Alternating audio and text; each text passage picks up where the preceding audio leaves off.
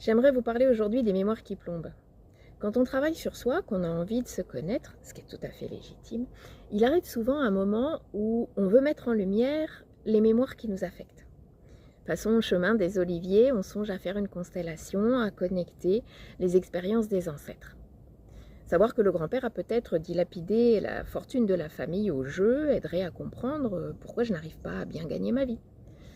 Ou apprendre que l'arrière-grand-mère a été infidèle de manière récurrente pourrait expliquer mon incapacité à m'engager. Certes, mais quelle est la cause, quel est l'effet? Quel est le fondement de ces hypothèses? Car ce ne sont que des hypothèses. Vous ne pourrez certainement pas aller vérifier dans le passé si cela s'est réellement déroulé avec cette intention. Ça donne du sens à ce que vous vivez, mais ces explications ne sont qu'une interprétation d'intention d'un autre temps. Interprétation surtout de ce que vous dégagez.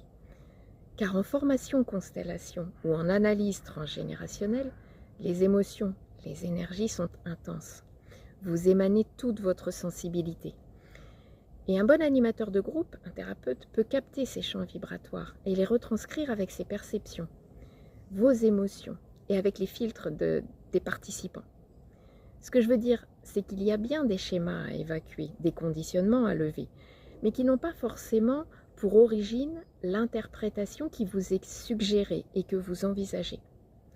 Sauf qu'une fois que le scénario est écrit, il s'imprime et il devient une lecture mémorielle, tandis que la mémoire n'existait pas forcément. Et vous voilà avec une information engrammée dans le corps et l'esprit, bien conditionnante à son tour. Une mémoire peut être plus pesante que libératrice, jusqu'à en détester ses aïeuls. Accueillir le passé n'a d'autre vertu que de s'en libérer. Se connaître soi-même fait partie de l'instant. C'est dans l'expérience, le ressenti, l'observation que l'on rassemble toutes ces parts de soi qui font notre singularité.